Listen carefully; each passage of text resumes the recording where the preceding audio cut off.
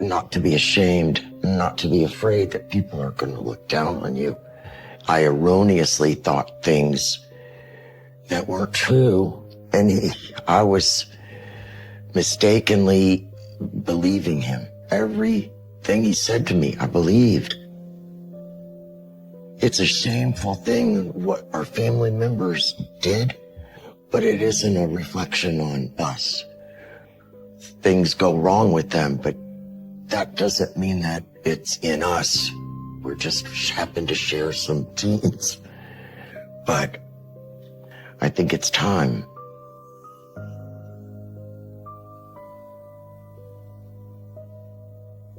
You see this look? You see this look? What a mean son of a bitch. Look at the face. Oh. This is the face of evil right here. So I thank God that through whatever means I was not in his path of destruction. Right here, we're looking at a monster. Right here, you can see the evil in his black eyes. I could slay him with my words. You're a sorry piece of... And I'm glad that you can't hurt anybody anymore. I just wish that you would have died before all of this mess happened to these poor people. Because you're nothing but a monster. Today, I can tell you, this is done.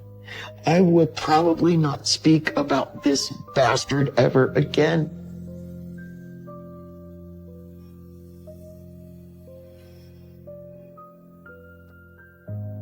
My mom and dad were high school sweethearts.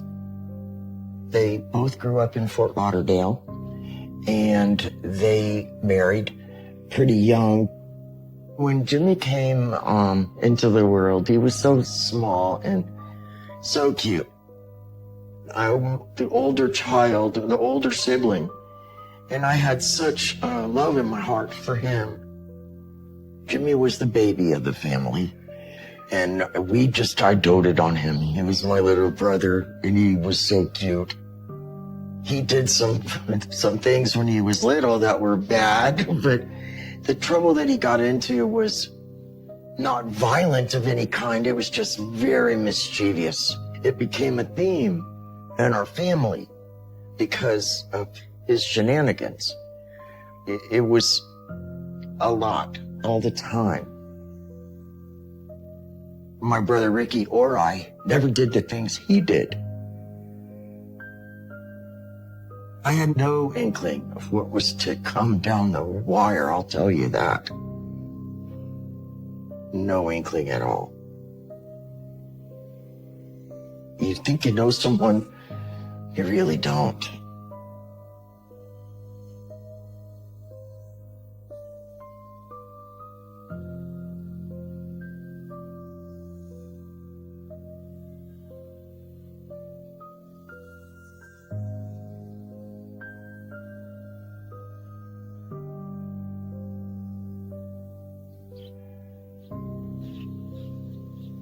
Even at a young age, he got in trouble outside the home. One incident happened where I noticed across the street, the hose was in the front door of the house. The neighbors weren't at home at the time, but he had put that hose in their house and turned it on. And the house was flooded from this hose. My mom just ran across the street, got the hose out of the house, turned it off.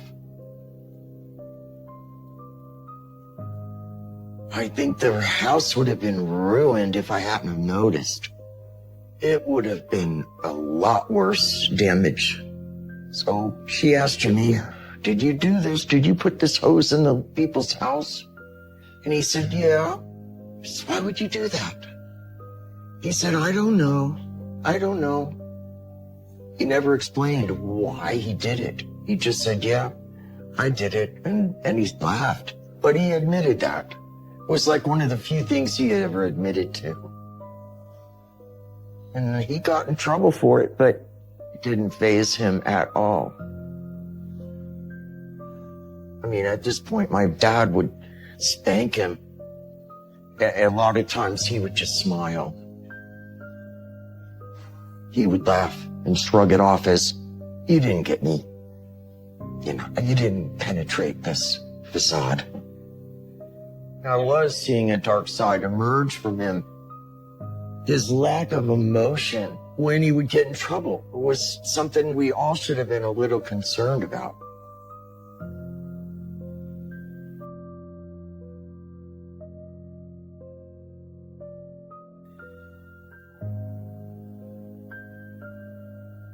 Jimmy never mentioned our mom once we were not with her anymore. Never cried a tear. And it didn't strike me as odd until I had children of my own. And then I thought back to that time and thought, that's really weird that he never cried once for our mom. I cried for her. Ricky cried for her. Jimmy just didn't seem to care. His lack of emotions through things that were very life-altering was quite telling, although we didn't know it at the time. Looking back, I realized that was a big flag that somebody should have picked up on, but nobody did.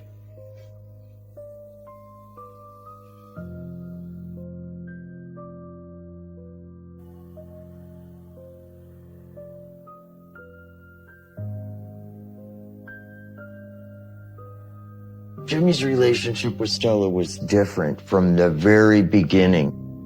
For some reason, he wouldn't give her the time of day. I don't recall them ever having a normal conversation, ever. I believe Jimmy hated Stella. Without a shadow of a doubt, he hated Stella. And that's all he had for her was anger. Just anger. Well, Stella had a favorite lamp. And one day it was broken when I came out of the bedroom.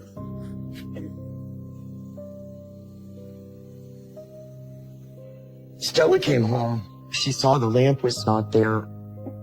And she was just beside herself. She was so angry. I didn't do it. Ricky wasn't home at the time. So she started grilling him about it, and he just kept denying it. I didn't break the lamp. I didn't do it. That's what his response was. I don't know. I didn't do it. And he would say nothing else. I knew he did it. He never admitted to it. He would take stuff from her that she liked or cared about. You know, he would break things. What happened? Where in the world would you come up with doing that even? It's so destructive. The reason he did these things was as an entertainment for himself. He thought they were funny, wanted to get a rise out of anyone, for anything.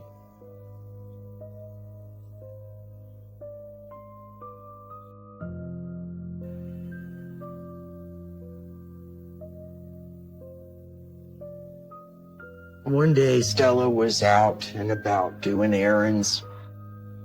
When she came home, she was crying. She was very distraught.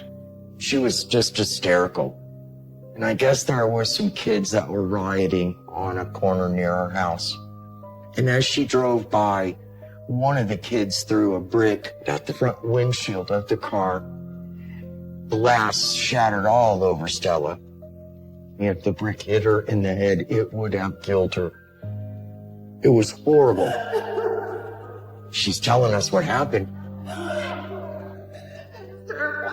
Jimmy was right there with us, and Jimmy laughed.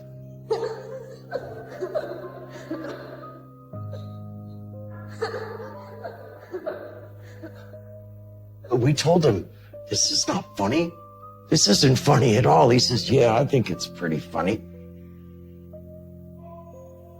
Stop! Jimmy just laughed. He just laughed. It's good. She deserved it. She didn't deserve that. What is wrong with you? Looking back now, I think that was another sign that we all missed. Because when you have pleasure at someone else's pain, there's something wrong with you.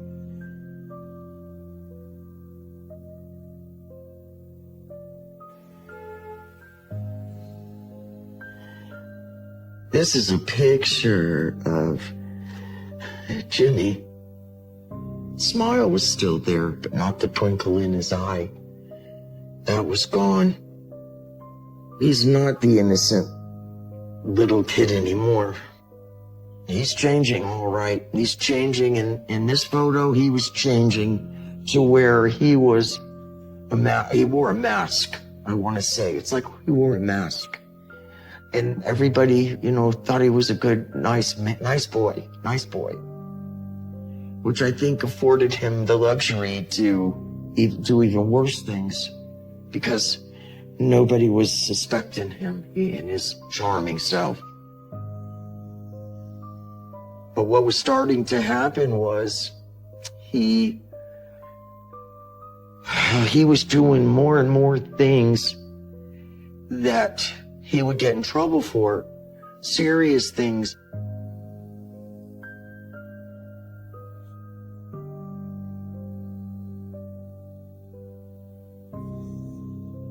Jimmy always just acted like he could do whatever he wanted.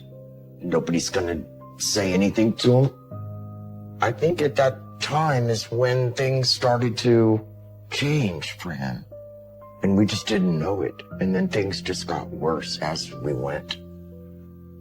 One day, it was before I had to go to school, and my dad had told me that Jimmy was caught at the neighbor Alice Stock's house.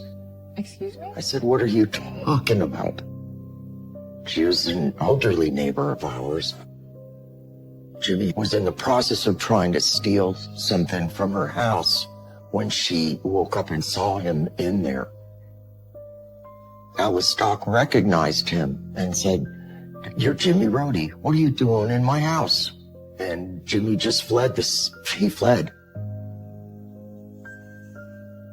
So the police came and Jimmy denied it, as usual. Even though Alice Stock called the police on Jimmy, he didn't get arrested. We have her saying it did. We have him saying it didn't. But nothing ever came of that. Jimmy sidestepped the whole situation. We're all crazy. He didn't do it. Dad just told me what happened. Nothing happened. Now, a right-minded person would know that Alice Stock knew us well. We had been living there for quite some time. So there was no mistake in my brother. I wasn't there. Seriously? I don't know who it was, but it wasn't me. I didn't know at the time, but he had a weapon. He had taken a knife into her house and went at her with a knife and threatened her.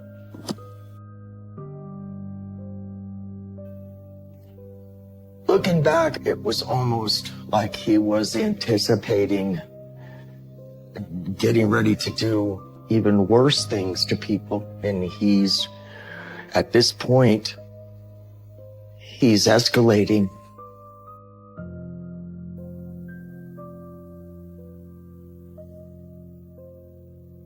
It eventually broke my stepmom and my dad up. They ended up splitting because of Jimmy. And I know he knew it was because of him. I know he knew that. And I felt bad for her. She got thrust into this. She was an okay lady. She really was. She did the best she could with us. She just didn't know what to do with 3 grown kids. Jimmy really just kind of lived despite her.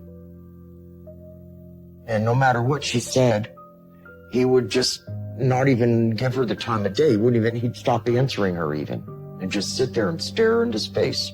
We all underestimated his hatred of Stella, even my dad. We all underestimated that.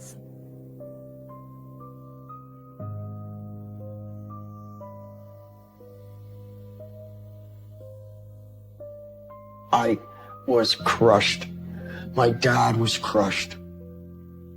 I wish that it would have been Jimmy, which is a horrible thing to say.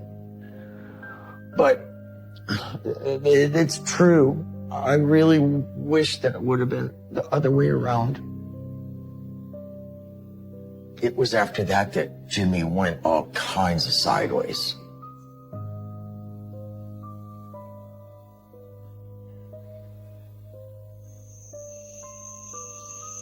One evening, I got a call from my dad. Hello? And he was really upset. Yeah, I asked me if I was sitting down. Yeah, I'm sitting down. Don't tell me anybody else has died. What happened? He said, no, but what has happened is your brother went over and got into Stella's house and he raped her. I remember being incredulous, like I couldn't believe that it happened. I never in a million years thought he would do anything like that to her or anybody else.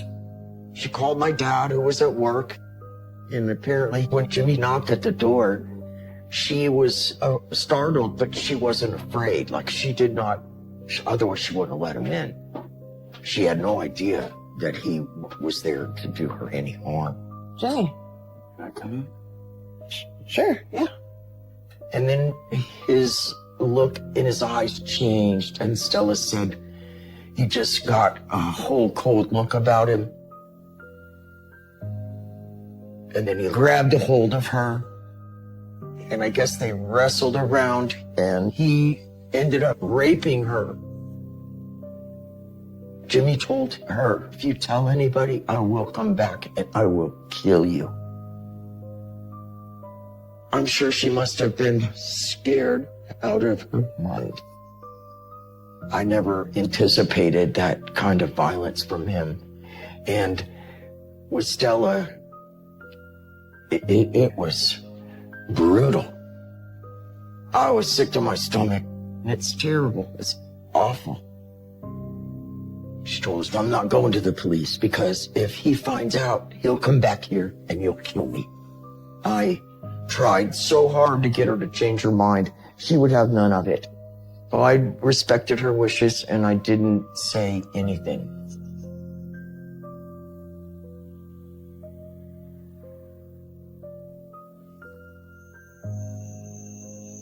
Well, after the incident happened, I came over to visit my dad and Jimmy came in and we were right in the middle talking about it. We just asked him, is this true? What did you do? Jimmy, Stella says you raped her, so what, she's just making that crap up, dude? I guess she hates me so much. Just tell us why would she lie? She's always had it out for her. Jimmy denied it. I didn't do it. There was nothing else to talk about. We never spoke about it again. I believe he raped Stella because he was trying to exert his extreme power over her. I think it was absolutely more satisfaction to him that he knew she had to walk around and live with that. And then I felt even worse, ashamed, in hindsight, looking back, that I didn't do anything about it. That was a really horrible thing. I acknowledge and I know that I didn't do the right thing there. And I think that helped him to continue to feel that he could get away with whatever he wanted to do. Nobody was going to do anything about it.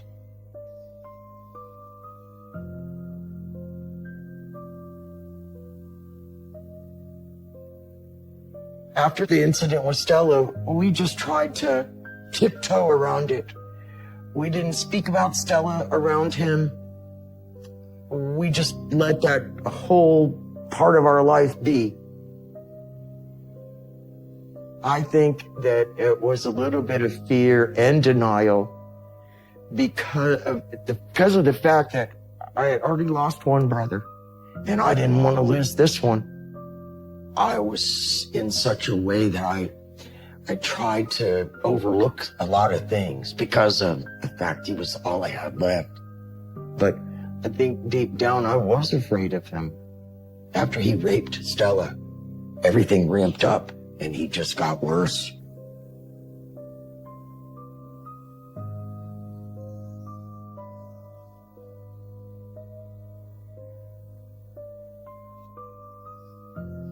One night, my family and I had gone to the drive-in. We came back from the movies and there was ambulances everywhere, fire trucks, police. I didn't know what had happened. Oh my gosh, I ran upstairs and my mom told me that Jimmy had went in and beat Grandma to a bloody pulp. My grandma said that he came and knocked at the door and she looked at the people and saw it was Jimmy. She thought, well, I wonder what he wants. So she opened the door. My grandmother said he came in and started talking to her. She said he looked at me and he looked at me like I wasn't even there. Like he was looking right through her. Anyone here? Yeah. And she said, Jimmy, are you okay? Jimmy. She said that a couple times to him and he didn't respond. You're okay. And that's when she said he just came over and started strangling her. He didn't say anything to her. He didn't say a word.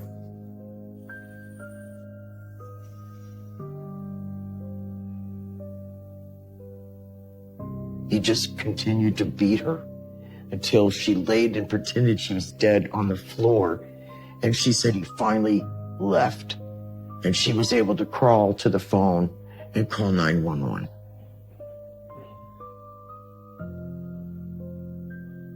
And the scene at my grandmother's was horrific. The whole kitchen was covered in blood. I was really upset, like shaking inside. It made me so upset. I didn't know what to think. I couldn't believe it. I could, and I couldn't. She was so meek and mild, my grandmother wouldn't hurt a fly. She was never anything but really good to all of us.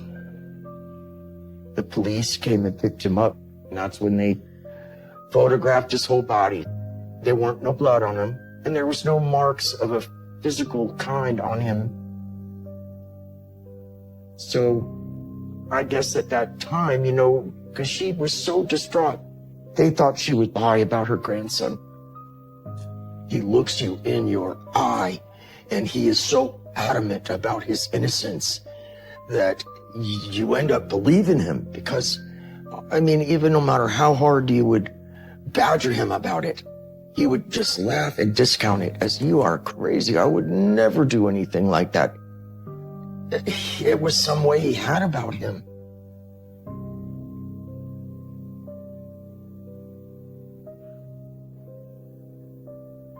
The trial for this was horrific in that they had this in the newspapers, the local newspapers, and they had my grandmother like up on the stand. One of the pictures they showed of her, you could tell she was old and frail.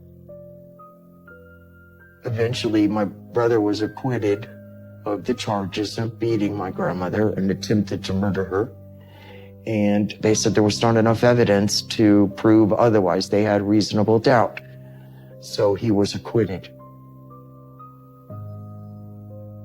They said my grandmother was old and was probably confused.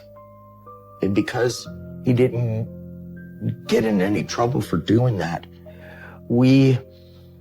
I guess we took on the attitude when we're talking to Jimmy, we have to act like that was a big mistake and he really didn't do it.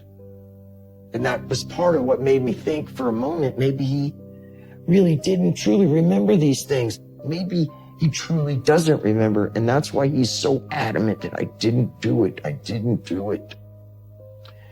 But that wasn't true.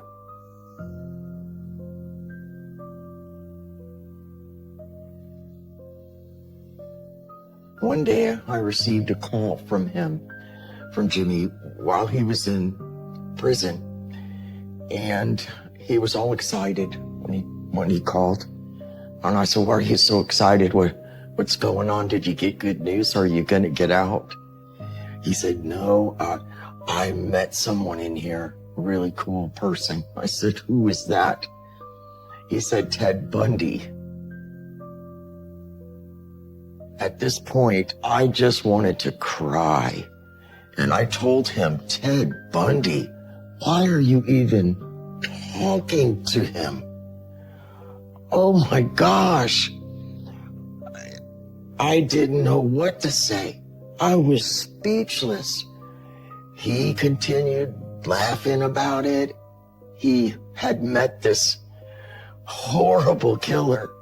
And in my mind, I thought, what kind of stuff is he learning from him? He spoke to Ted Bundy at length about different things. One being that he should look at the want ads and look at the want ads in Oregon, which is where Ted Bundy said that he got a lot of his victims from. I think he definitely aspired to be like Ted Bundy.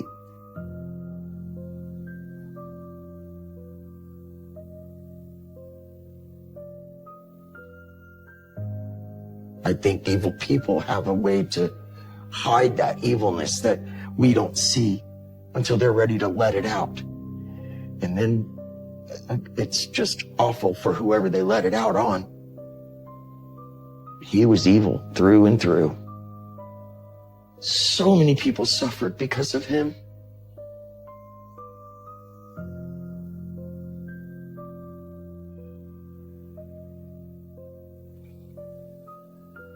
One day, when I came home to visit my dad, there were police cars everywhere, all over our street. I didn't know what had happened, but ran in the house to make sure my dad was okay. Asked him, what is going on? He said the neighbor, Alice Stock, had been raped and murdered. And my dad and I looked at each other. Oh my gosh. Immediately, we both suspected that Jimmy had something to do with that. Because of the fact he had broke into her house prior. It seemed really coincidental that he would get out of prison, and within just a matter of a few weeks, our neighbor was killed.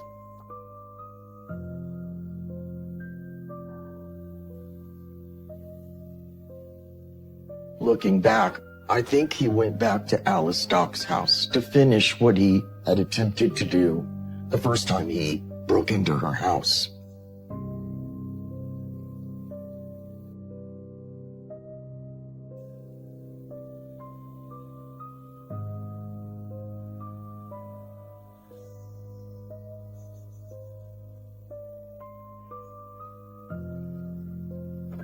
One day, I got a call from Jimmy.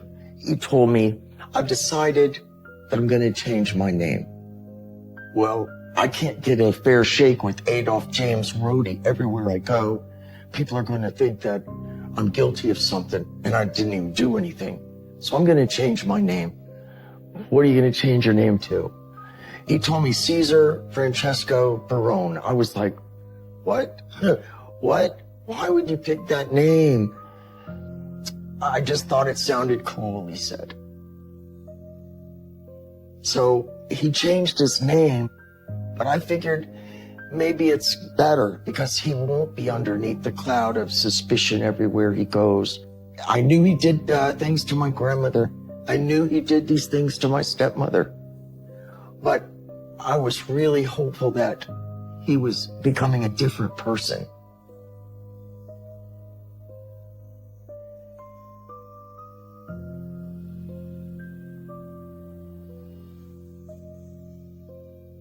I was proud of the fact that he joined the Army.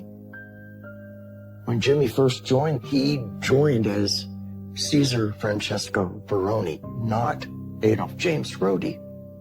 So they never knew of his name and his other records. Now I know the reason that he did it was so he could do more bad stuff and not get detected. My brother had a double life. He had another side that did horrible things. He was not telling me what he was doing with his spare time in Oregon.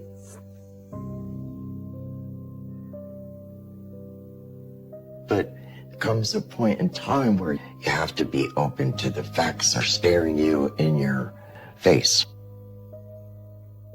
One night I was at the house getting ready to watch America's Most Wanted, and America's Most Wanted comes on, and in front of my very eyes is my brother on the screen. My heart almost stopped. They were searching for the murder weapon of a particular murder that he had done with a firearm. Never in my wildest dreams would I have ever thought, here, my brother's going to be on the screen. It was horrible. I was so ashamed. And then I immediately was angry because of all the stuff I was beginning to see. It's all lies. All lies.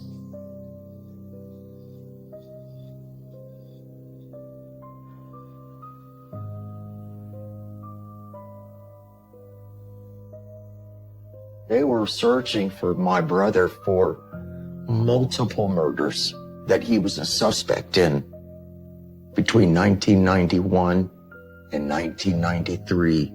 Caesar killed at least 4 women in Portland, Oregon. He also sexually assaulted at least 3 others.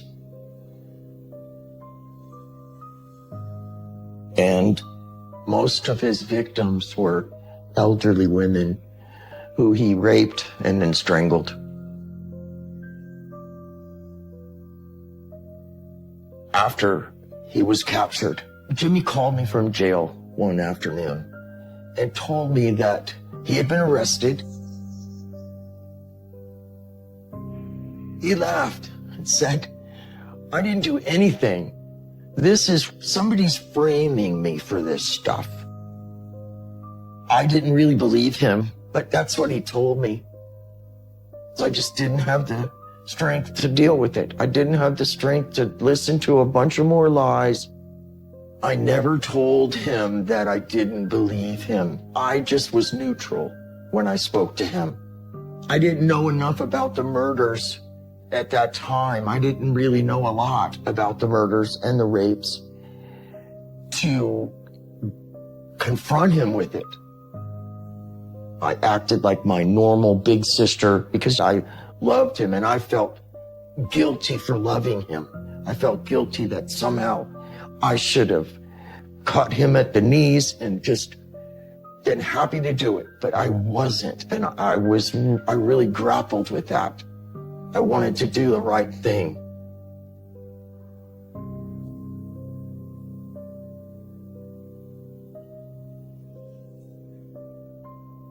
I think that the law enforcement was interested in speaking to me because it was apparent that I didn't know a lot of these details.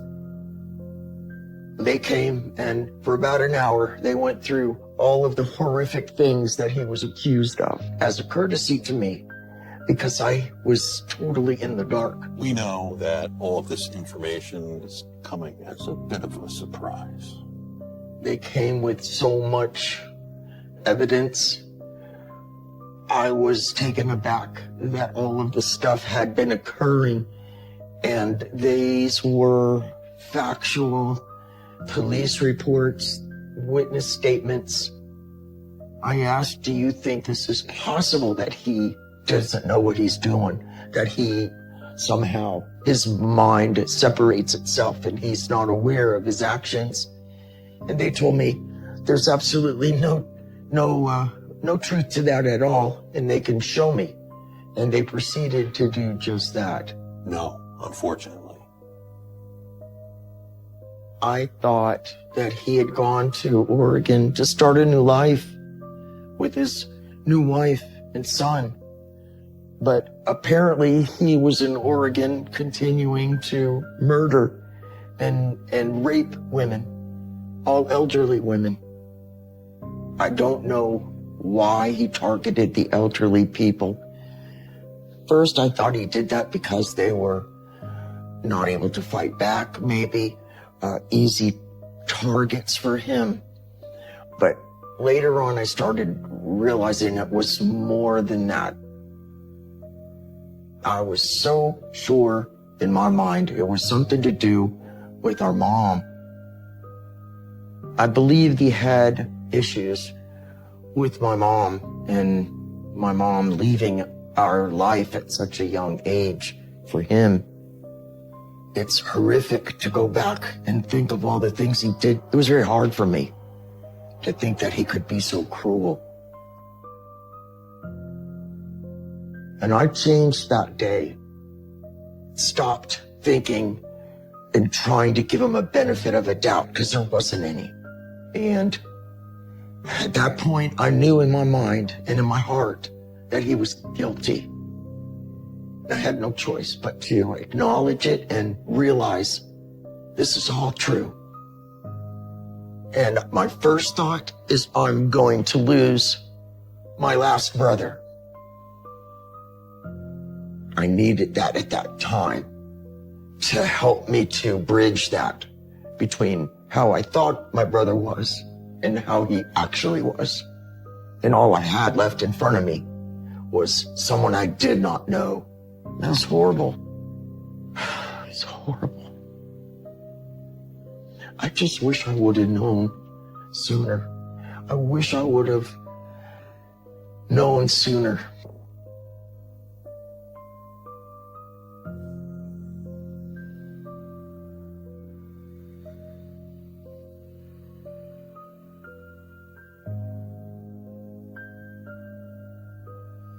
This is Martha Bryant.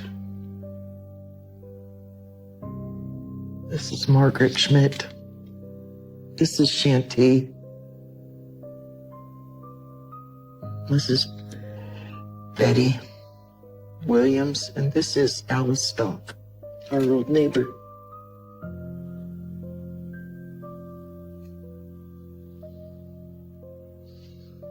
I'm so sorry he did this to you guys. For Alice, for all intents and purposes, he got away with her murder. That was the beginning of it.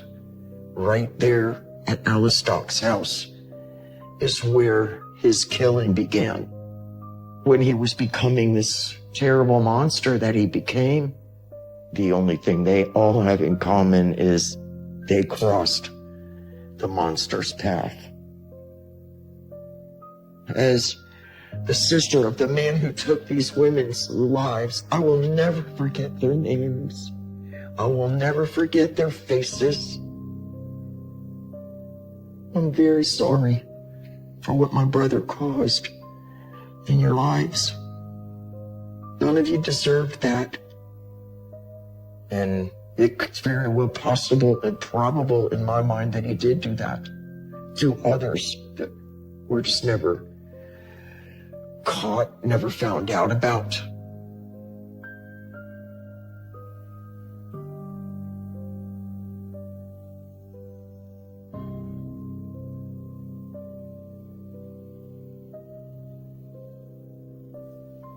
Nobody really knew that my brother was a serial killer, and I didn't really tell anybody. But it feels really good to say out loud, he's a monster. And he's a murderer. It feels really good to acknowledge that and put that out to the world. My brother was a bad man. Bad man. He was someone I didn't even know. And I'm not going to grieve for him anymore. I am, for once in my whole 68 years of existence, I can be at peace about my brother, knowing that I'm not a bad person because he is a I'm not a bad person because he's a murderer, not me. He's the murderer.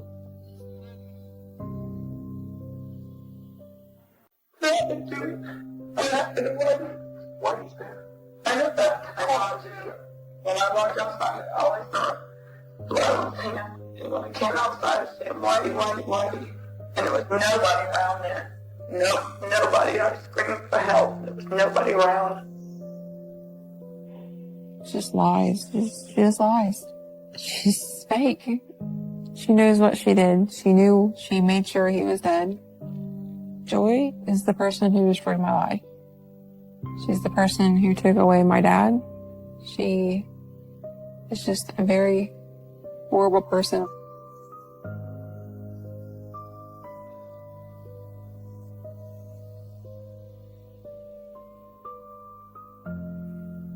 She repeatedly kept making threats and she kept harassing everybody.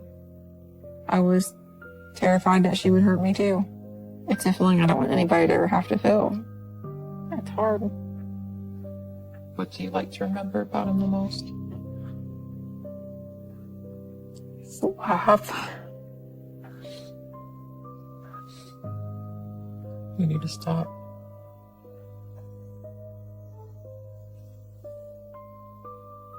I just feel like I'm looking over my shoulder. You're always wondering, what's going to happen? What is she going to come up with next? Especially if she got out, I'd be waiting for something to happen. But I felt like someone had to speak up for my dad.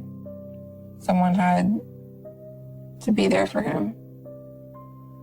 To make sure people will know the truth of what kind of person she is.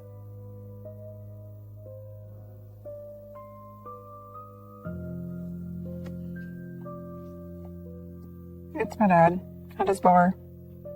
Always smiling, laughing. A happy person. Full of life. I looked up to him a lot. When he was younger, his hair was white, so they called him Whitey. He owned Whitey's bar in Sardinia. He would enter a room and everybody would be excited to see him there. You could ask anybody. Everybody loved him. Is it hard for you to look at that picture?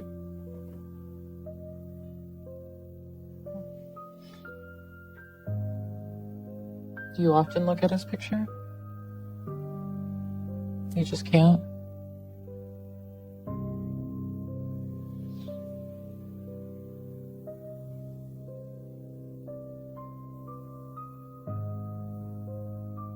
I've spent my weekends or any breaks I had from school or any chance I was spent with my dad. He was also my basketball coach. Now you try. And he took time out of his day to have practice with us. He loved to do it. And he was always a very devoted father. Woo! Nice shot! Way to go, kiddo. Do it again. I didn't get told no very often. I mean, I probably should have sometimes, but he did anything for me. If I needed anything, he got it. He always made sure I was taken care of. When I was 9 years old, my dad brought me to meet Joy. They seemed like they got along in the beginning. Then it all went downhill pretty fast.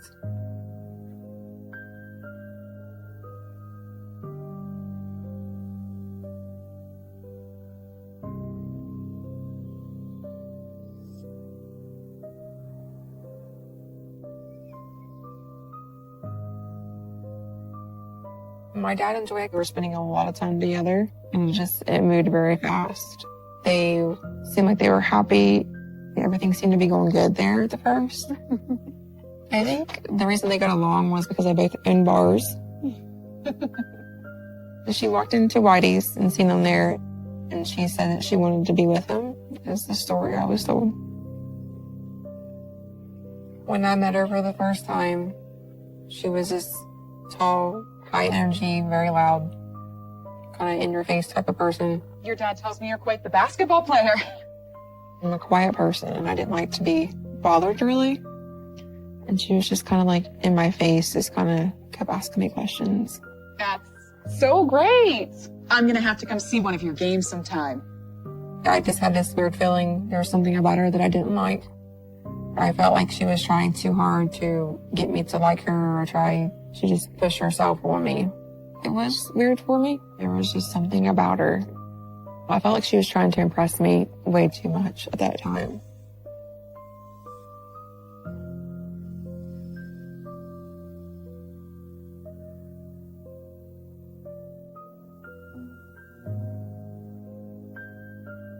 This is Joy and my dad on their cruise.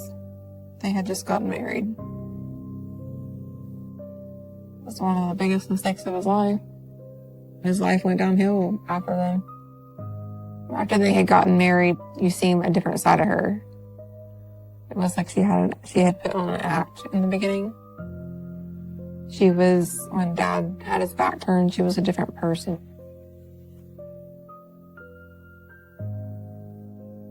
She wanted to control everything. She didn't like him being around me, for the most part. Is it going to be like this every single weekend? If he was around anybody but her, I felt like she was upset. I want to spend time with my husband. She always wanted to be the center of attention. She wanted all the attention on her. She wanted my dad all to herself. I felt like she was not happy I was around on the weekends, like all the time. I felt like she wanted more freedom on the weekends. We can get a babysitter. It's just one night. When she'd bring up wanting to leave and like get her out to the bar or something, he would just tell her, I have her this weekend. We cannot go out. I'm not going to leave her somewhere. I want to stay home with her. Not tonight. You could just tell by her face. She was just mad. She just wasn't saying much. I knew something was definitely wrong with her. She's very quiet, just staring you down, just this look of hate in her. I don't think my dad saw that side of her in the beginning.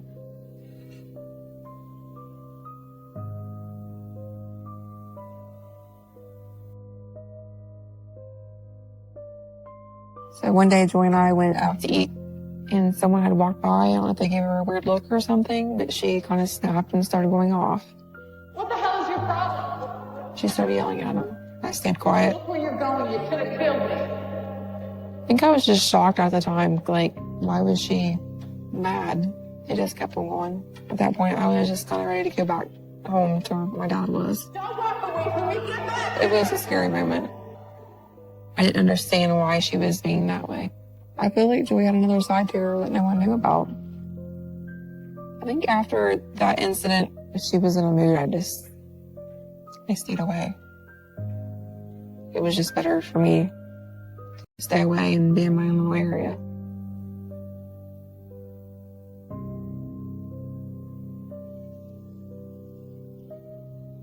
I remember sitting in the front room watching cartoons, and I noticed there was guns in the couch and the chair. That had never happened in the past. This was something new. I started seeing them being under the furniture, on the stands, and the cushions everywhere, in the kitchen. Then it just started happening all throughout the house. They were just laying out on the ground. They were laying up against the wall. It wasn't your typical hunting guns, like locked in a cabinet or a safe or anything like that. They were just, there was handguns, there was everything laying in there. Like, especially in one of the bedrooms, they would keep a lot of them in. I kind of wondered why they were all there. After seeing the house filled with guns, there was more to the story. I knew it wasn't right. I didn't tell my mom about the guns all in the house because I think she would not let me go back. She wanted to protect me. I didn't know at the time that's what he was doing, but years later, it kind of confirmed my suspicions that him and Joy were involved in drugs. I think Joy's life was more dangerous than what we all thought. And then when they got together, his life started turning more that way. I didn't want to stay with her alone. Just after all the arguments and the fights. I was scared to be with her.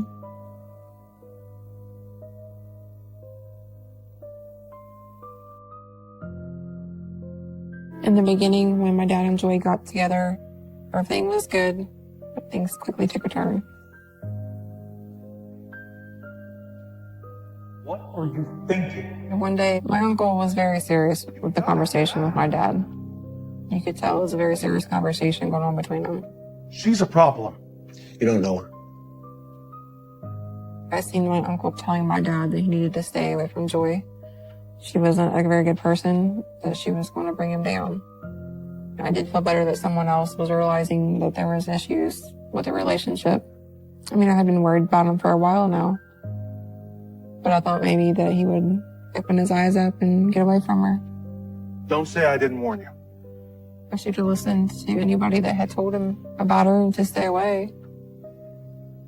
Now, looking back, I wish I had told him and not just been trying to protect him because I want him to be happy. I wish I had told him what I was feeling.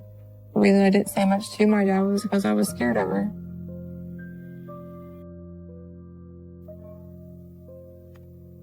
Did Whitey ever get you in front of you? Yeah. Give me an example of what he did.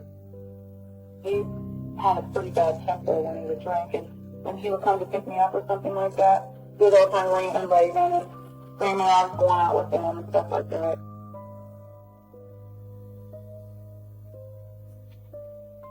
She's saying that my dad hit her. I never saw my dad be physical towards her. She couldn't give him examples. It was like she was just trying to make them up. She didn't know if they would see, anybody would see my dad hit her. So it didn't happen. The way she was acting was describing her personality, not his. I never remember him yelling at her. I always remember him trying to get her to stop. And if she didn't, he would always try to leave. I never seen him hurt anybody, especially he wouldn't hurt her. I mean, she raised her fist to me. He still didn't touch her. Makes me angry. She's trying to paint him as a bad person because he wasn't. She's describing herself. Anybody that knew him knows that was not my dad.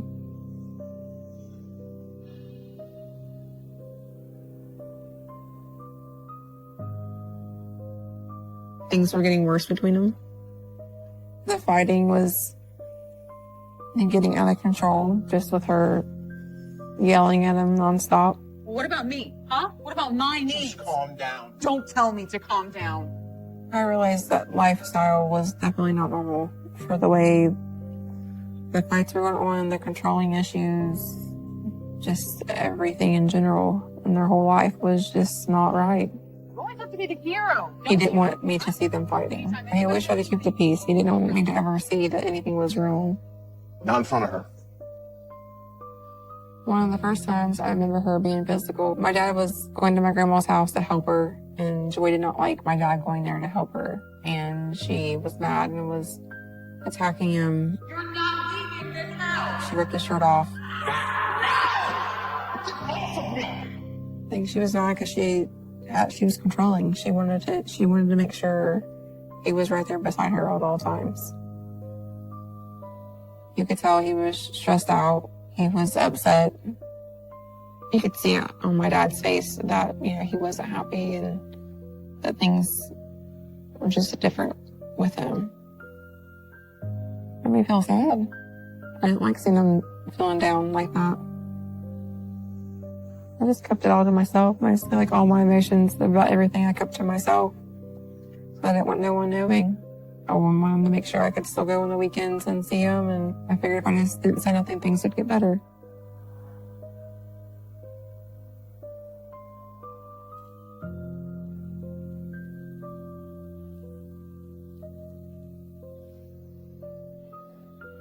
I just remember sitting in my grandma's living room. He was on the phone, and his shirt was actually laying on the couch behind him, and she kept calling repeatedly. You need to stop. And she didn't stop. She just kept calling and calling and calling. You could tell he was aggravated. Stop calling. She couldn't stop. We just tried to talk to her to get her to stop yelling and screaming. But I think that just made her worse.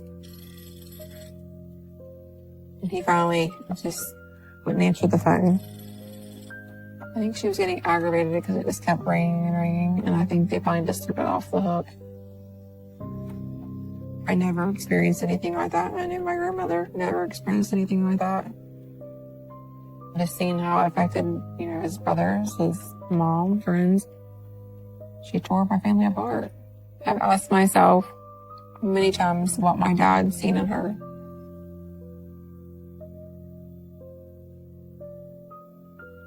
She was a bad influence in his life because his life completely changed when she came into the picture.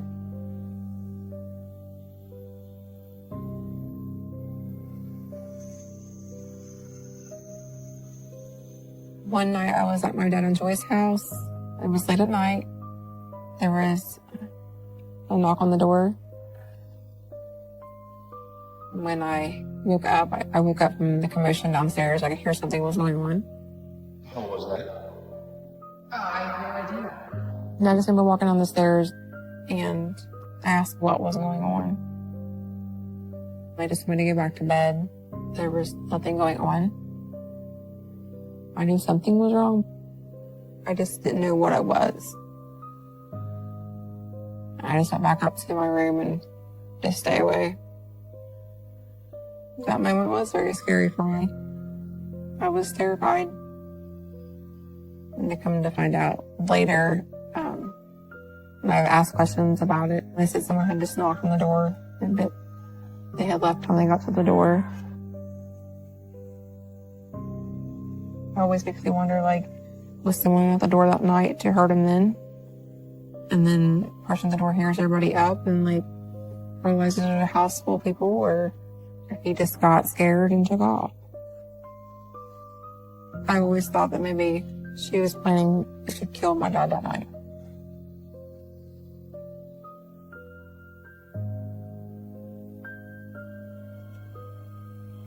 Well, the thing of it is, from all appearance, this probably happened when you pulled in. So then they're waiting for him.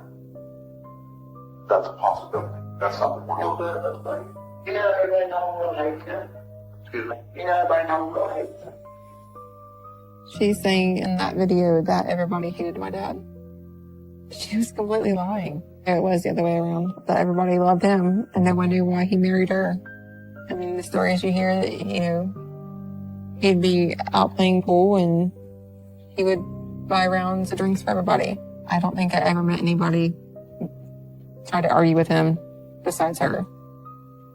I think she said it because she was trying to make it look like he was hated. There was reason for someone to kill him. She didn't want any blame on her. It just shows you what type of person she was.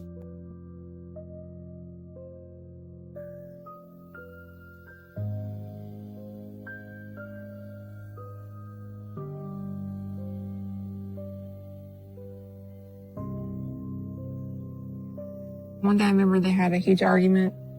They were fighting, but I don't remember what they were fighting about. I just remember she was just screaming and she just looked so mad. Get back here. What are you doing?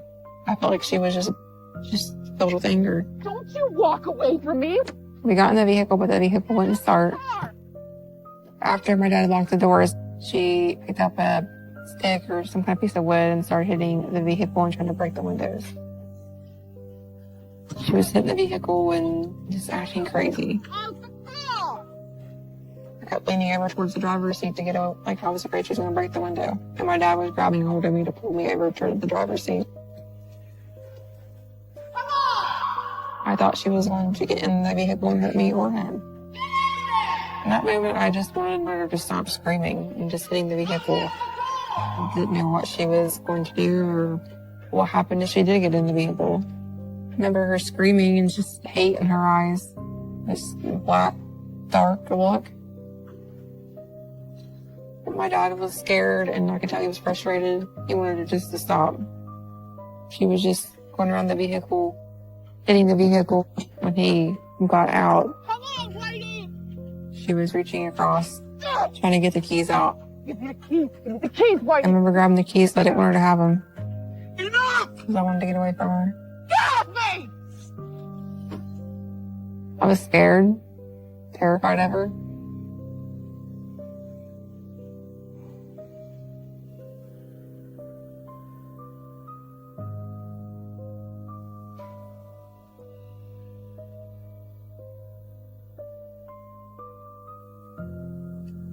Okay. How about the next time you ever heard anybody make any threats? It was on Christmas Eve. What'd she say to you? That your dad was going to be killed or something like that.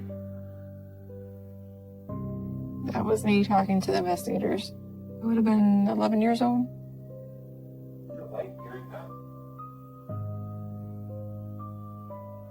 It's hard because I don't really remember being being questioned about it. And it sounds like I was scared. It shows you she's crazy. She doesn't care for anybody else but herself. If she would have hurt a child or yelled at a child who wasn't doing anything, she had some serious issues. I should have a good memory of Christmas with him, and I don't. I just remember sitting in my grandma's living room and her calling nonstop, just harassing him. And the threats are getting worse. She threatened him all the time. Hello? She told me that she was going to have my dad killed.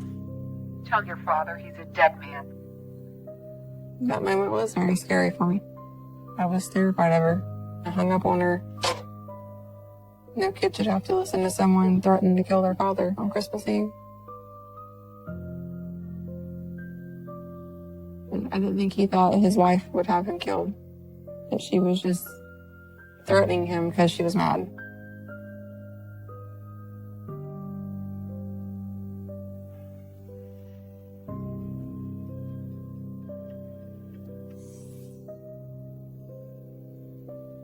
In January 1997, they were getting along well. Everything seemed to be going better between them. They were going to work on things. She seemed to be acting better. He seemed to be happy. Like, it was nice to actually not have to listen to them fight. They were looking to buy a house together, closer to the bars. Joy was the one showing me a lot of the house. Like, she was showing me, like, look at this. This is going to be your room. And they said they were going to buy the house. And they seemed happy that day. I was excited because, you know, they were getting this house. It was closer to everybody. Like, it was just down the road from everything. And then that Sunday evening, we said, bye, I love you. See you tomorrow at basketball practice. He was just happy. He was happy. He was laughing. Everything was just normal. Looking back, I think she was being picked that day. I think it was an all-in act. Because I felt like she knew something was going to happen. She was going to do something soon. My dad kept saying, just always remember, if something ever happens to me, how much I love you. That's what I remember him telling me that. And I kept thinking, why is he saying this? Like, why does he keep telling me this?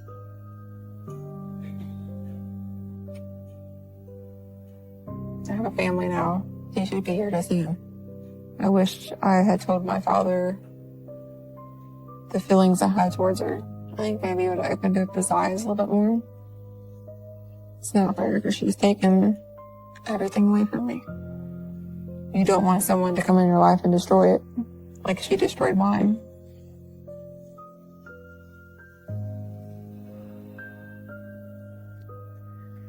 So the next day, I went to school that morning, and my grandma's house was right down the street from where I went to school at. I could see her house from the school. I looked down to see if my dad was down at my grandma's, because usually he goes and checks on her. And I noticed his car wasn't there. And a few minutes later, the staff had came out to get me, and my grandmother was there to pick me up. And it looks like she's crying. I remember her telling me that he had been killed.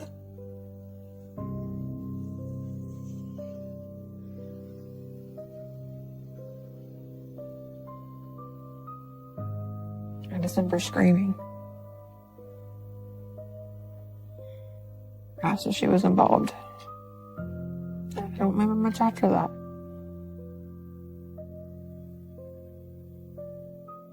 What did you know at that moment about what had happened to your dad? that he had been killed at her bar. And I wanted to know who did it. Like, I wanted to make sure they had the person that did it. And I said they did.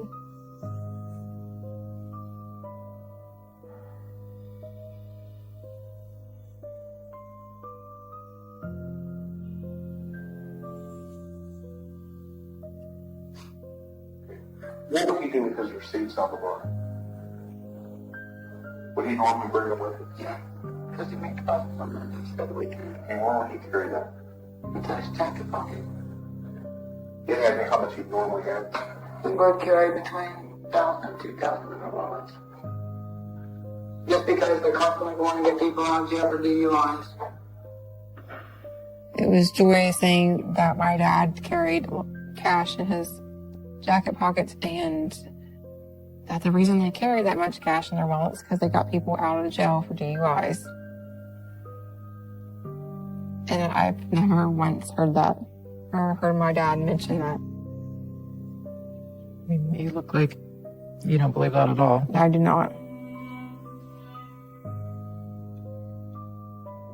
When they arrested Carl, he had my dad's wallet. A billfold belonging to who we believe may be the victim in this, a Donald Ray Hoop.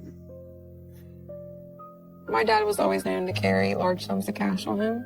I always noticed, like, when he was getting ready in the mornings, his wallet laying on the stand, and he would always have large sums of cash in there. They carried a large sum of cash on them because they both were involved in drugs. I didn't know at the time that's what he was doing, but years later, it was obvious why he had so much cash on him. When I was younger, I didn't think him carrying around that amount of money was an issue. When you do look back, that's not usually the case. It's usually not the normal thing to do. I knew something wasn't right. I said there was more to it.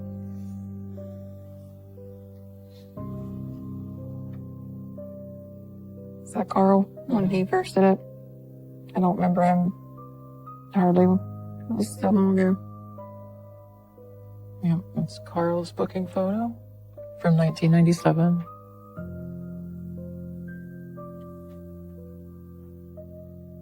Yeah, constantly he's got a smirk on his face. Makes it look like he didn't care, like he was happy with what he done. I never heard of Carl Lindsay before this happened. Carl Lindsay is someone who took away someone who meant everything to me. He took away my dad. He has turned my life upside down.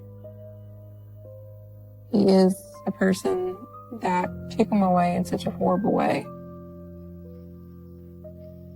Like, he didn't think twice about it.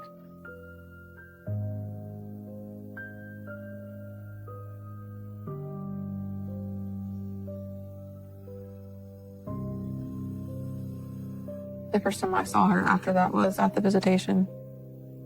And I knew something wasn't right. When I went to my dad's visitation, she had a closed casket. No one was allowed to see him. She was running around the funeral home, chatting it up with everybody, acting like she was on the life of a party. It's not normal, very unusual. Why would you laugh and be carried on at your husband's funeral? She didn't even stay by the casket. She kept running around the whole funeral home. And I was sitting there crying, and I was like, why is she so happy? Why is she laughing and carrying on? Why is she not crying? I didn't understand why someone would be acting that way. They just lost their husband.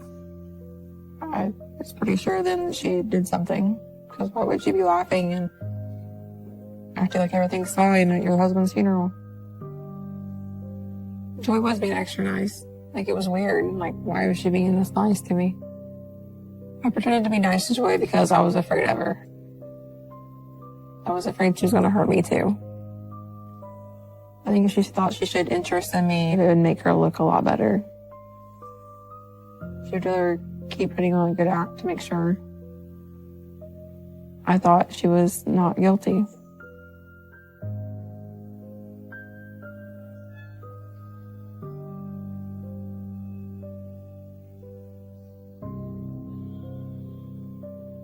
We had a basketball game. She came to the basketball game. She was very quiet, wasn't saying much. After the game, she talked to me outside. Hi. Could I speak to you for a second? I just didn't understand why she was there. Yeah. She didn't come before, why now? She acted very nervous when we were talking, like something was bothering her. She's like, I would never hurt your dad. You know I loved your father. And she was asked, she's like, do you think I would hurt your dad? I'm not capable of harming him. She was just staring at me to see my reaction. She was questioning me a lot. I felt like she was trying to get a lot of information out of me. And it kind of worried me as to why she wanted that information. She wanted to make sure she made the point clear that she would not do anything. Right? I felt like it was a tense moment. She's very serious. I wanted to make sure I understood. I was just agreeing with her just so she would stop, so she wouldn't suspect anything. I don't think at the time she thought I was thinking that. I think she was willing to do whatever it took to make sure everybody thought she was not involved. Okay. Good. Good. She'd rather keep putting on a good act to make sure I thought she was not guilty. Yeah, I knew then that she had something to do with it.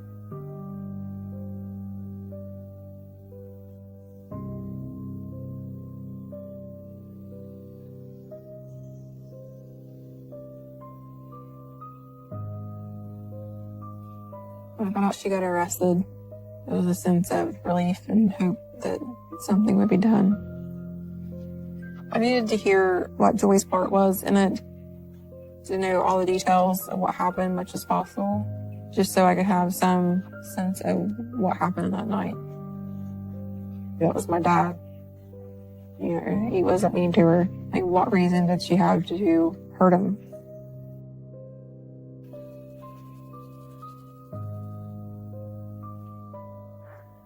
What I need to know now is what you guys were talking about that night.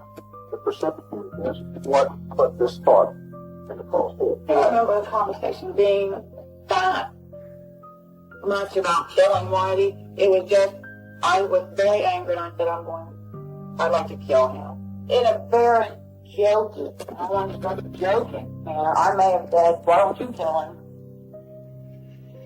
But did I sit down and say, hey Carl, let's get together and kill Whitey? No. No, I didn't want to kill him. No. If you don't think anybody was going to kill him, no. I know now when people say joking things, I know how unfunny it is and how that could be misinterpreted and things can go terribly wrong. And I knew that conversation went on the night that it happened. She said she was joking. I knew she wasn't joking. She's struggling to be honest about what really happened that night. I think she wanted him dead for a while. Why do you think Joy did this? They were fighting and her anger got the best of her. She thought she could make it look like he was robbed because he had a large amount of cash on him and there would be no suspicions that she was planning on killing my dad.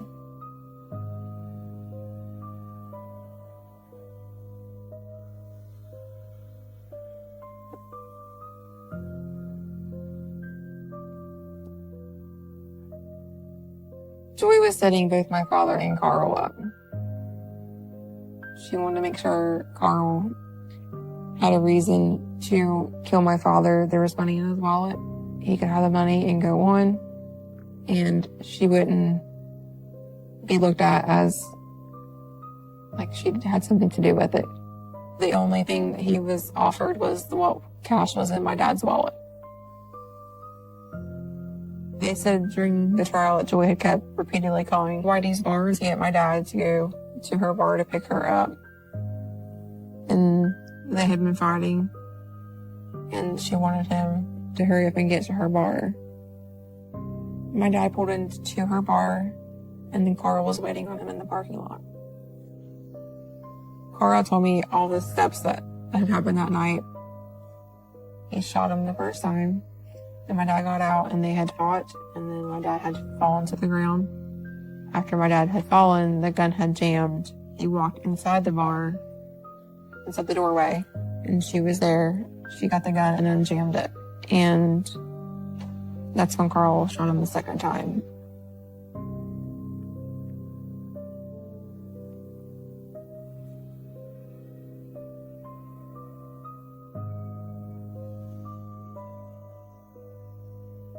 I remember being called and told he received the death penalty, and I was just relieved. Carl said that he was on drugs and alcohol that night. If he was in the right frame of mind, he wouldn't have done it. Carl was a pawn in her game that she had, but it does not give him an excuse to get off death row. He did it. He's the one that killed him. She used Carl every way possible to get what she wanted, and she thought she'd be free of it all. Joy got 25 years to life with a chance of parole. I didn't think it was fair. I feel like she should spend the rest of her life in there. I don't think she should ever have a chance of parole. Joy is as much as to blame as Carl is. I think Joy thought she would get away with it, that they both would get away with it, with having Carl rob him. And she thought she would be done and there'd be no more reason for anybody to look into it.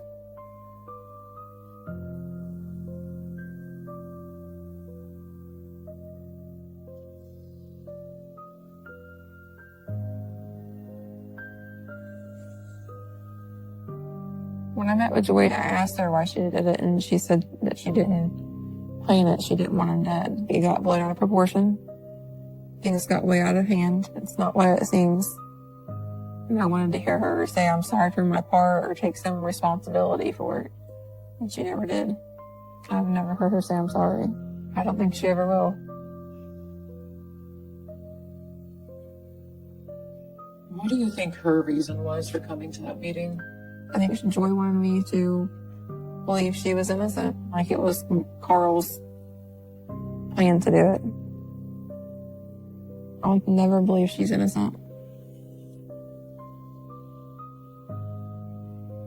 I told Joy that I did not forgive her for what she did. I didn't understand how she could take someone away who did everything for everybody, including herself. That she destroyed my family. She turned my life upside down. When I walked out of the room, it was a weight off my shoulders that she finally got to hear how I felt. Joy and Carl's taken away everything from me. Not just me and my family. He's missed every big event in my life. He's missed his brother's events. He's missed everything. He's not even there just when you need someone to talk to or get to see him. I want to keep his memory alive. I want to make sure they know that he wasn't this mean person to her, as she says he is. That he was the most loving person anybody could imagine. He would help anybody.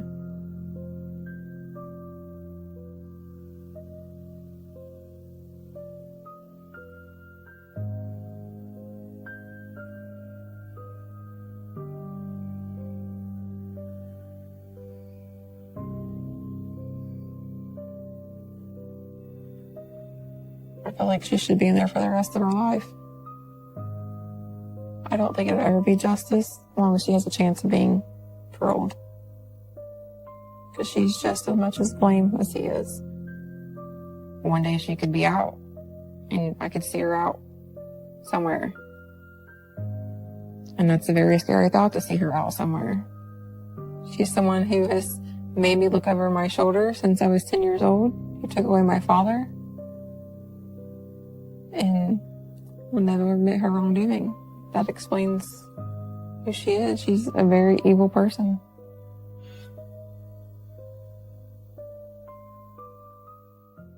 Still loving the person that took away my father.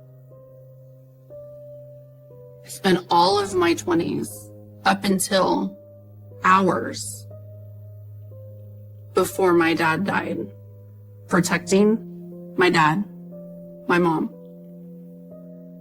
protecting Stevie from himself. I wonder a lot how we all grew up under the same roof with the same parents. And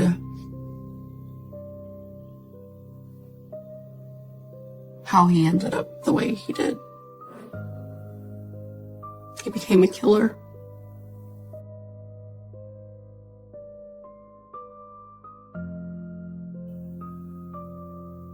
The biggest thing, the most heartbreaking thing for me is Stevie will never be better. There's never an end. The only end is when he gets laid to rest. Now, this goes far beyond my brother. You don't know how much I mourn my dad, but I also honor my dad in this journey of even telling any of y'all this story.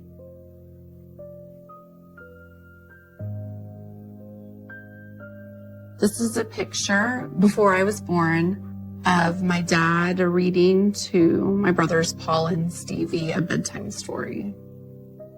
This is Paul, and this is Stevie. We grew up in Arlington, Texas. It would have been before anything had happened and before Stevie changed. As a child, he was the type of boy that would give you the shirt off his back. If he saw that you were hurting, he would want to help you. He would want to brighten your day. Stevie did have a lot of light in him. He was so much more light than he ever was dark.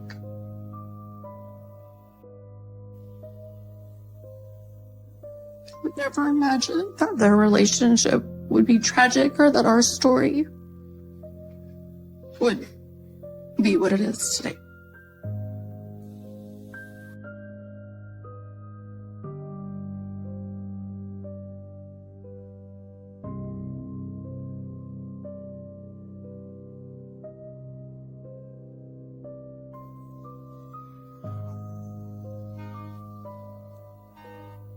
Stevie in around 3rd grade got very anxious about going to school.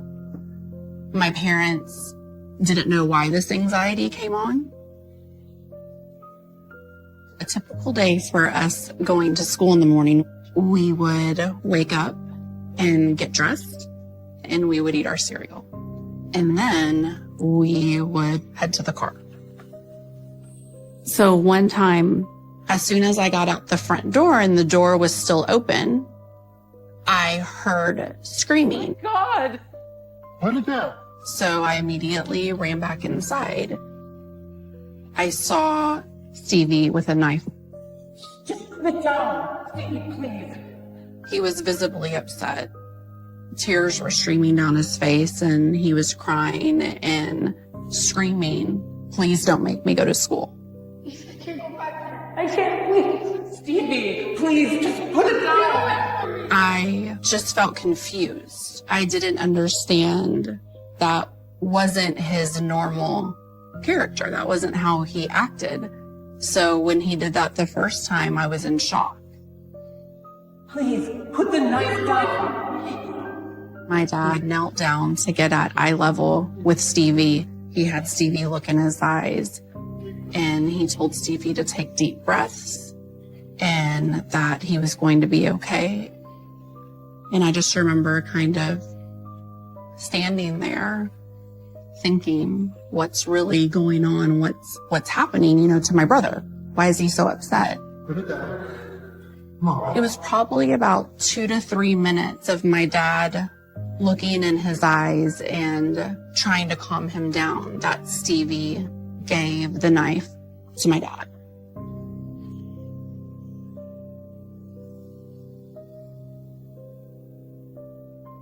It seemed like my dad had this ability to be able to reach Stevie in a way that my mom couldn't. Both of my parents hugged Stevie and told Stevie that everything was going to be okay. It happened a couple more times to where my parents ended up removing all of the knives from the kitchen. As a parent myself, I cannot fathom the heartbreak that my parents went through, seeing their child be so terrified. And I can't imagine what my parents even felt in that situation.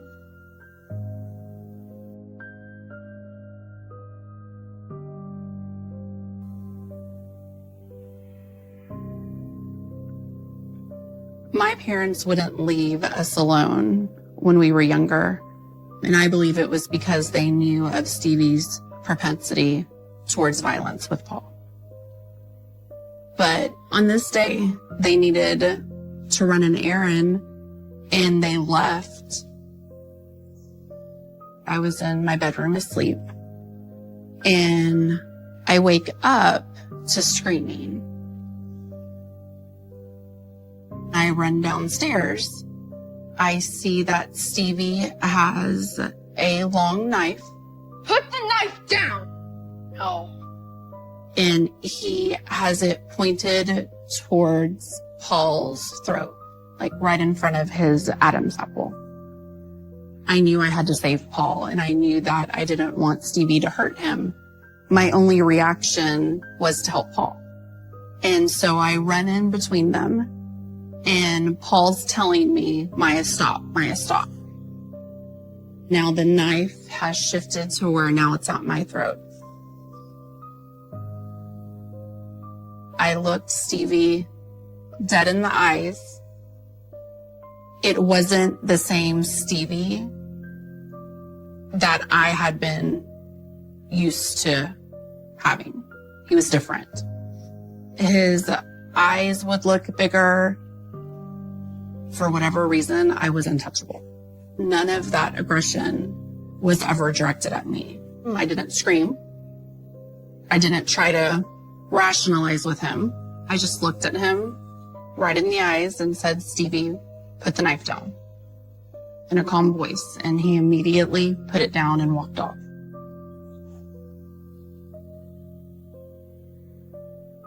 I told my mom what had happened. Paul was enduring a lot of things at home with Stevie that I never even knew about until a few weeks ago. I never understood to what degree that he was tormented. Stevie took pleasure out of someone else's fear. The second Stevie got bad, their lives ended. And they became shells of themselves. Because this is something I didn't understand for a long time. Their love for him was far greater than their fear of him. And that's why it ended the way it ended.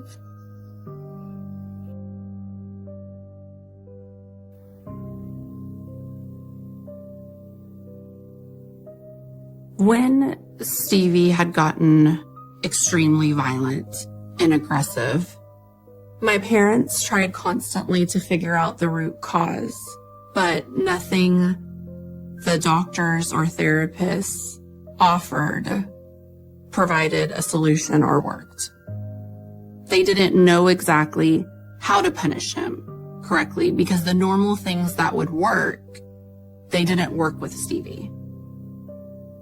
There were periods of time that he would seem like the old Stevie. It would be very short periods of time. But as he grew older, those periods of good became less and less.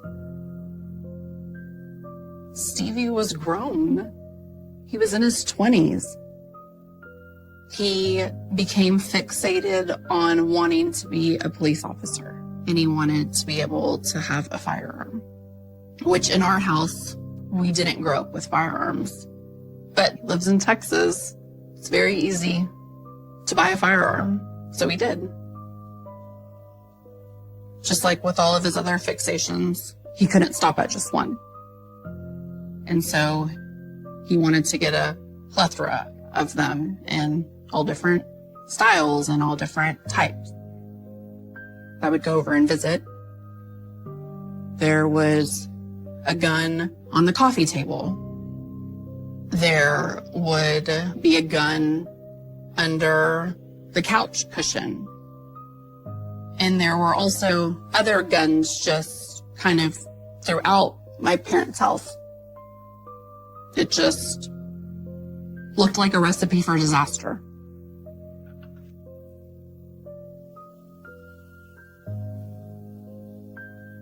At this point, my dad had already been diagnosed with dementia and Parkinson's.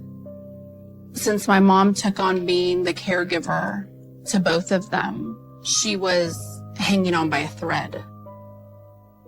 I think Stevie saw it as an opportunity to start controlling them. She shouldn't have given him guns, but she was too afraid of what he would do if she didn't give in. And so she gave in. It wasn't a smart choice. I don't like the idea of you being here by yourself. Don't worry about it. Purchasing firearms was the beginning of his demise. And there wasn't my dad there anymore to get him out of the depths of hell.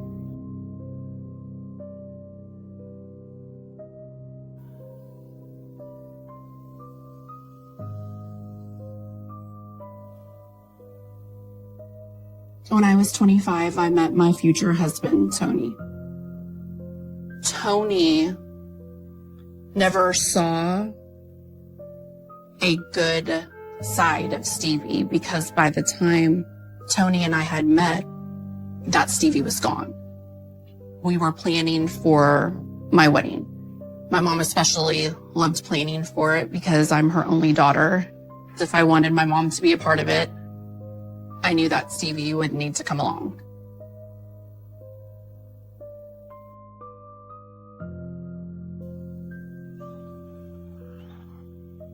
My mom and I were in one of the stores looking for things to add to our registry. And Stevie, although he's in his 20s, was much like an impatient child. Although he was a grown man, he never matured. When he started to get bored or when the attention wasn't on him, his reaction was like a kid. His whole body language changed. He was breathing harder and telling me to hurry up, hurry up, Maya, like, who cares? Hurry up. And then he told my mom that he wanted to leave. I want to go home. But we're almost done. Now. And so we all left. And I was upset and irritated and hurt. And Stevie's very agitated and annoyed. He pulled out a black case. And before I even could say anything, he opened it to show me the gun.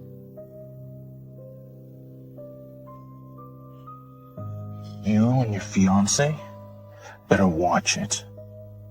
He told me that I needed to be careful at our wedding, that Tony and I needed to be careful and all of the guests because he wanted to kill everyone at the wedding.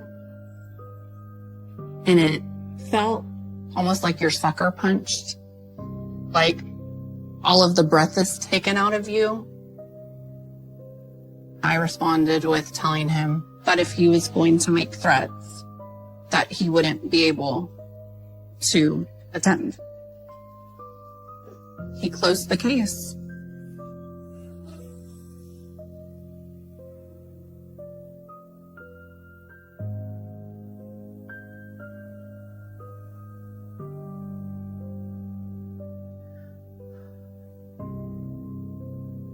Sorry, this is a lot harder than I thought it would be. This picture is of my dad and I, as he's preparing to walk me down the aisle to give me away to Tony. You would have never known by looking at this that behind the scenes, we had to hire off-duty police officers to make sure that Stevie didn't hurt anyone at our wedding. I couldn't have Stevie at our wedding because he had threatened to kill everyone at our wedding. Stevie had shown up at the reception but had stayed outside. If Stevie came in to the wedding, he could have tried to mingle with people and tried to enjoy it, and I would have been on edge the whole time. Or he could have come in with a gun and tried to kill us.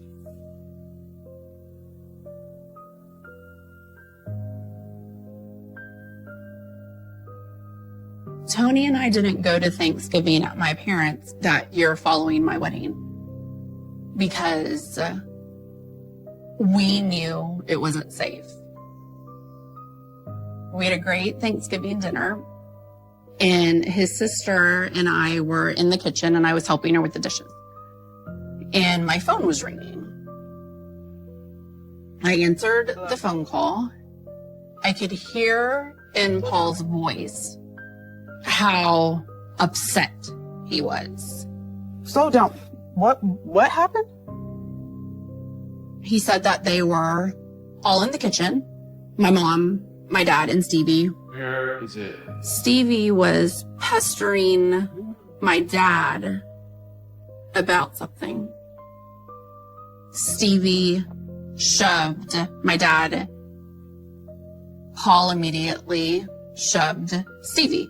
Stevie, what are you doing? Let him go! Stevie then got a hold of Paul's neck and started choking him. My dad grabbed something off of the nearby kitchen counter and hit Stevie on the head with it. Stevie let go of his grip. Then immediately looked at Paul and my dad and told them that they were both going to be sorry for that. And then Stevie had walked out. Paul and my dad went out the front door. Stevie was getting a shotgun from the back of his trunk. Stevie loaded it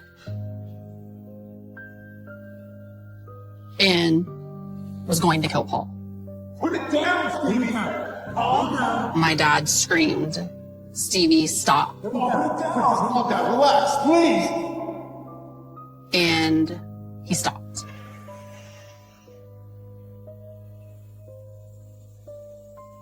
That wasn't even the most upsetting part. The police show up. The police officers took Stevie aside and Paul aside. Paul had denied that anything had ever even happened. Paul had denied that there was even a shotgun that was pulled. I was asking him too, why did you deny there was a shotgun? Stevie had already threatened Paul's family and Paul's child. And he told me that he will never go up against Stevie because he doesn't ever want to put his family in harm's way. And I still couldn't understand it. I was like, Paul, you should have said something. And he told me, Maya, when you have a family, you will understand. Which I do. And I do understand now. When the violence was directed at him, he was afraid for his life.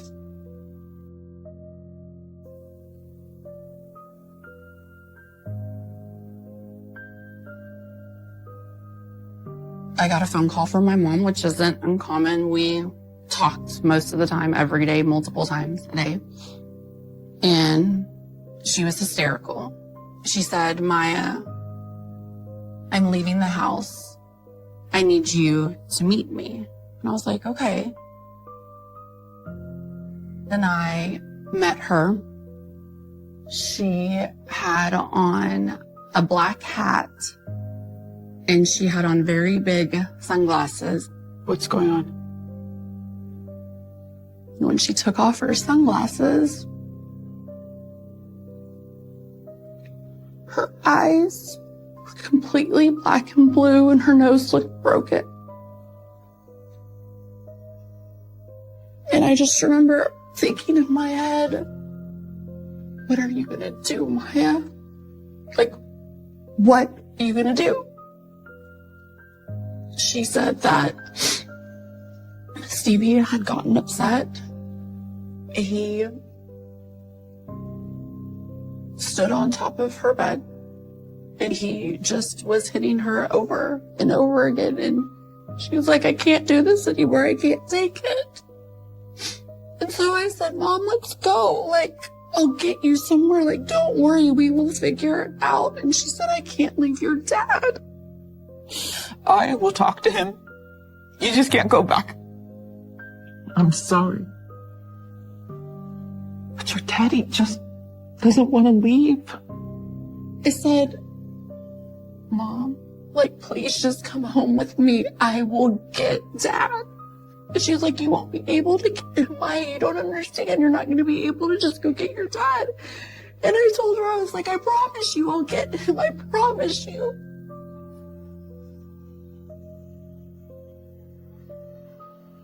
No matter how much I begged, no matter how much I cried, no matter how much she cried, and I could tell she wanted to leave, but she wouldn't.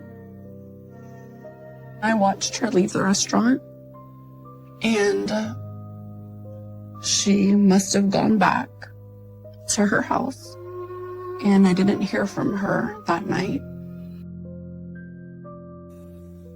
And I knew that likely he was going to kill one or both of them. And I just didn't know when.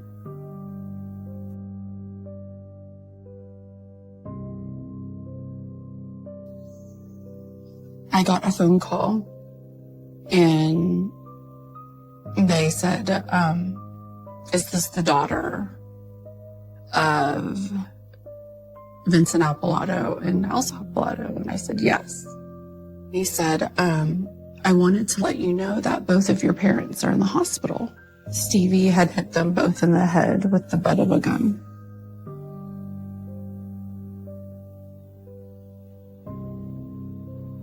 It wasn't until probably a week later that we found out, what exactly had happened. He hit them. And he did it so hard that it caused a lot of bleeding. And they both had to get multiple stitches. And my dad, this was just horrible. He was completely bandaged. Like bandaged around this way and bandaged this way, and his eyes too were black and blue, I think. And he had cuts on his arms, and his hands. And Stevie was put in jail, I believe, for aggravated assault. Stevie was only in jail a few days and my parents had posted his bond. A protective order was issued by the judge. I believe it was 72 days. I had a sliver of hope that maybe my parents would see and be able to feel for 72 days what it feels like to not be threatened every day.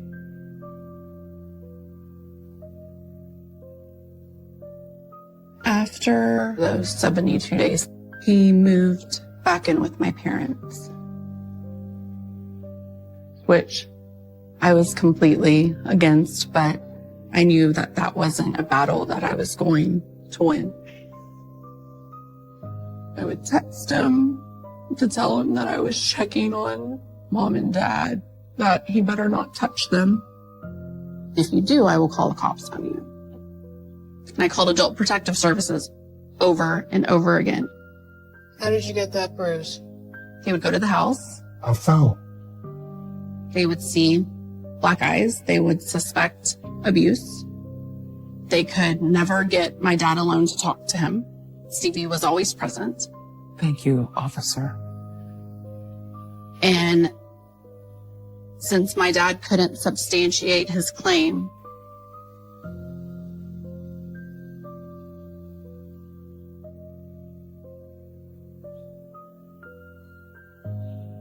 when my dad came, when I saw him, I hugged him, of course. He just looked exhausted. He looked like he had been beaten. He had cuts and black eyes. I said, "Did he do this to you?" And he looked at me and he said, "Yes, he did it to me."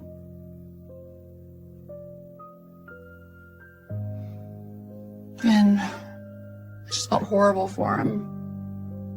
It was the first time that he completely just admitted that Stevie did it.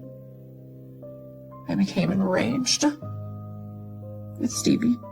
So very upset. I once again begged him to stay. And he wouldn't. He said he just needed to rest, get his strength back, and that he needed to go back. And that's when also he had told me that your mom takes the brunt of the beatings and I can't leave her. You can't do this. But We need to get the cops involved. I begged him to please let me call the police and make an outcry. And please let me help him.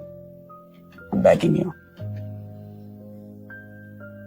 My dad looked at me and he said, "Maya, I can't tell the police that he did this to me." And I said, "Why? Why? Please." I was like, "Please tell the police he did this to you." He said, "He needs to go to jail. He needs to not be able to touch you or touch Mom." And he said, "I can't." He said, "I can't do it, Maya." And I was just hugging him and I was crying. I was like, "Please." And he said, "I can't leave your mom." And he said, "And I don't think your mom would leave Stevie." And then he looked at me and he said,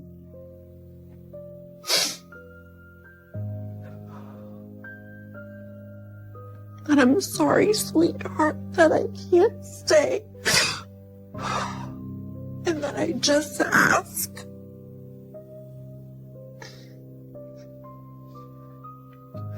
that you forgive us and that you pray for us." I knew that I was sending him home to to die. And there wasn't anything I could do about it.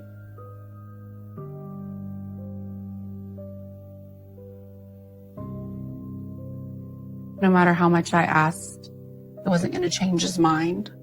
So at that point, I just decided to enjoy that little bit of time that he was with me and to pamper him and let him sleep and feed him all that I could and give him all the love that I could. In those few days that he was with me, and really let him enjoy being a grandfather.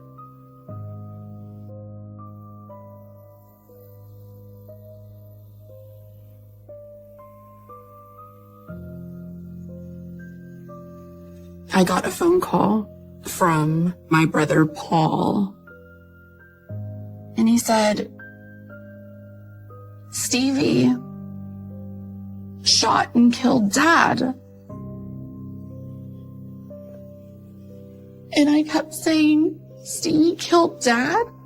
And I was saying it over and over and over again, like almost hoping that even though I was saying it, Paul would somehow be like, no, like you didn't hear me right. And I dropped to my knees and I'm just screaming. And so Tony hears me from downstairs and he runs up the stairs. And I said, Stevie killed him. Immediately after Paul picked me up, we drove to my parents' house. When we got there, Paul and I both got out of the car and the door was open and my mom,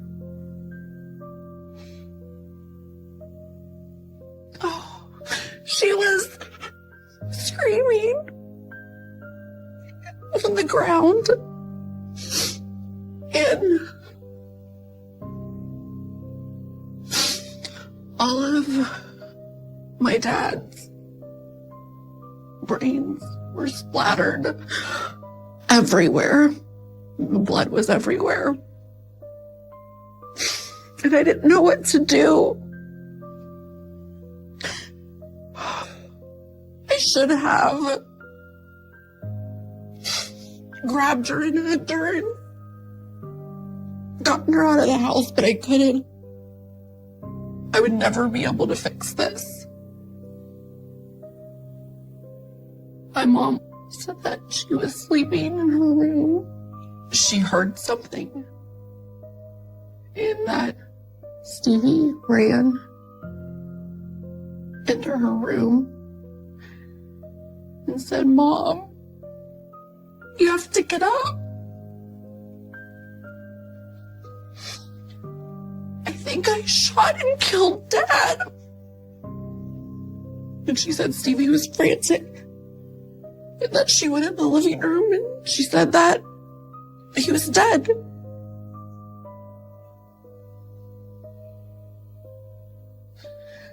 And that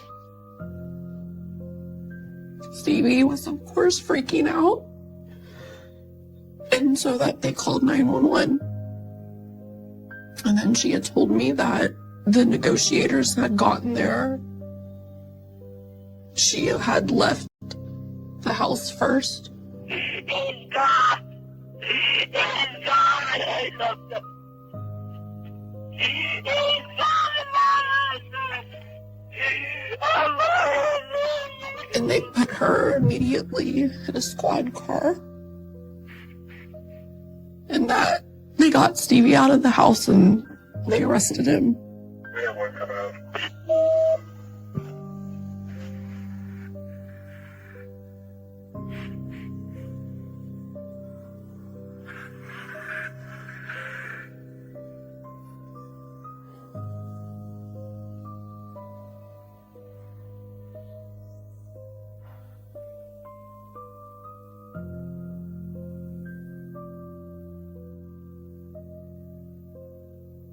This picture, Stevie's mugshot, would have been taken on November 29th. There's only darkness, no light. and you can see it on his expression and his eyes. I do not believe that Stevie was born evil. Stevie had a lot of light in him when he was younger. The act he committed on that day is nothing less than evil. There were a lot of poor choices that were made on everyone's part that I believe created the perfect storm for this to happen. I hate parts of him. I hate what he's done. But I also feel an enormous amount of sadness for him in his life.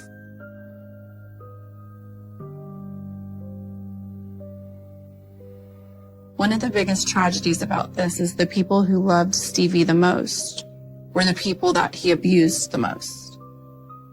The bigger tragedy in it is that my parents saw it as their duty to not only protect Stevie, but to protect anyone that he could possibly harm. I never thought growing up that my journey would turn into this and that I would lose my father at the hands of my brother. Hello. This is, of course, my dad on my wedding day. This picture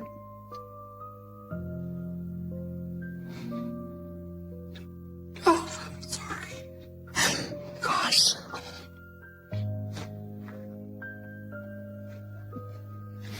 This picture I enlarged for his funeral. And I even, of course, brought this with me on the airplane and have carried it with me the whole time I've been here. And Stevie killed my dad. He took away everything.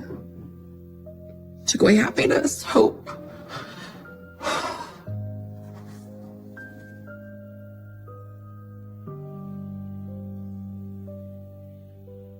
On his birthday, we all write a note. And we tell him we miss him or whatever we want to tell him. And we go out at night and we hold all of the balloons and we release them into the sky, and those are our notes that we send to him every year. I love you, Mama.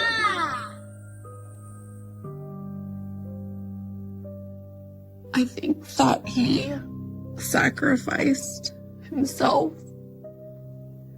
so that Stevie would be put in a place where no one can get him out. And I think that that protected everybody, and it protected my mom. I have a very close relationship with my mother. She has a lot of guilt. She is by far a huge survivor. I don't know sometimes how she wakes up and puts one foot in front of the other. You gave me an opportunity that not everyone gets. And